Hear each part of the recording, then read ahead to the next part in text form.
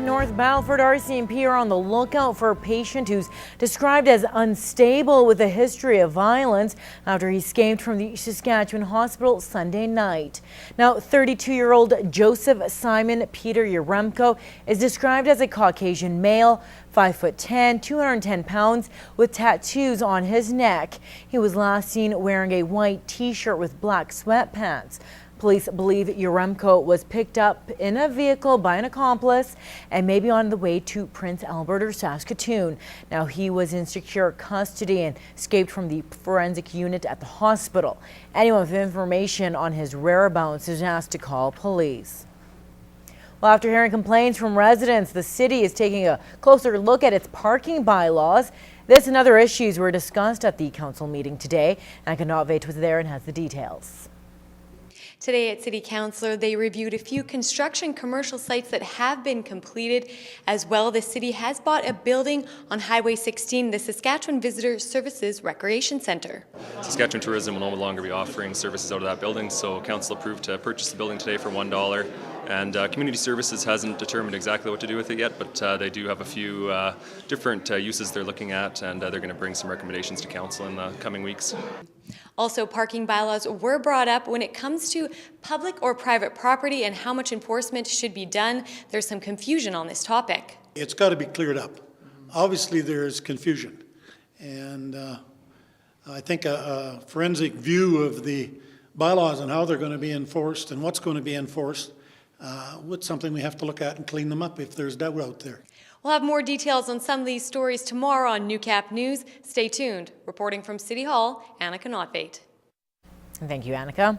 Saskatchewan's finance minister was in the border city today to talk money. Now, the Lloydminster Chamber of Commerce met with Ken Kravets to discuss the highlights from the Saskatchewan budget. Megan Willis was at the meeting and has more. So when I say that we have a $71 million surplus, it's as volatile as the weather. Saskatchewan Finance Minister Ken Kravets took to the podium to discuss some key points from this year's budget. A main focus of the meeting was the subject of no tax increases this year. Well, there still is growth in the province, and that's the great thing. With the additional people that we have in the province, we're seeing revenue on the side of taxes. Personal income tax is up. Corporate income tax is up. Mayor Rob Saunders spoke about how the budget will affect the residents of the border city. They're trying to balance the budget. They're reacting to some of the commodity prices that maybe were a little lower. So, of course, in turn, that affects everyone a little bit. Not a lot of new spending in this area at this time. But that gives us the opportunity to get our projects and our initiatives on the table. Saunders says with the growth in Lloydminster, he would like to see equal financial support from both provinces. We are a little behind on our support financially. We've had to do a lot on our own municipally. We've actually gone out and done many things on infrastructure, and there's all kinds of initiatives that need some financial attention from the province of Saskatchewan. A lot of us are certainly striving for that, so it's just to be equally competitive with Alberta. That's ultimately the name of the game all the time, and the business owners are certainly hoping to see those things. Kravets credits this year's balanced budget to the strong growth Saskatchewan saw in 2013, making this year a tighter budget than in previous years. Megan Willis, Newcap News. Well, Cold Lake residents may finally see some shorter lines at its hospital. Now, this is thanks to the reopening of the clinic on the four-wing base today. Now, even though it will be located in the Canex building on the base, it will be open to everybody. Now, officials gathered at the new clinic for the ribbon cutting marking the reopening of the facility. The clinic was shut down 2 years ago because the doctor practicing there retired. The Cold Lake Primary Care Network is running the new office. And we just think, over the past year we've grown so much, and like I said, it's very exciting to be at this stage where we are expanding, able to provide better services, and yeah, it's exciting to be here. Now, this has been a long time coming for the city of Cold Lake, with only the hospital as a place for people to visit for basic medical needs. Cold Lake Mayor Craig Copeland says this is it's great for the city because the service will be available to everybody.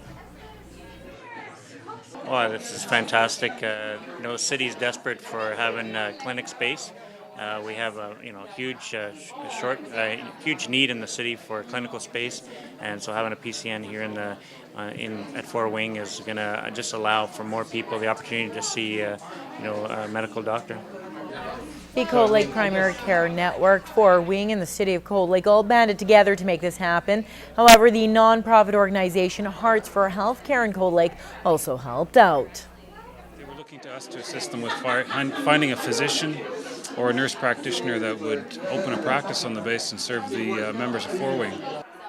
The clinic is open by appointment Monday to Thursday, 8:30 to 4:30, and Fridays, 8:30 to 12. And starting in May, they will have a walk-in clinic on Wednesdays. Well, it's that time of year again when the city starts to turn its attention to cleaning up the streets to clean up all that sand and dust that was left over from the winter. Now, the city of Lloydminster will be sending out street sweepers over the next few weeks. Trucks have begun downtown sweeping from 10 p.m. to 6 a.m. until April 17th. Residential sweeping will start on Monday, April 21st at 6 a.m. to 10 p.m. That's going to be followed by the main routes, which are Highway 16, Highway 17, and College Drive. Now, signs will be posted in residential neighborhoods at least 36 hours before the area is to be swept. Residents are asked to move their vehicles and curbside collection carts from the streets when their neighborhood is up next. Now, the process is expected to take up to 12 weeks to finish. More information can be found on the city's website at lloydminster.ca.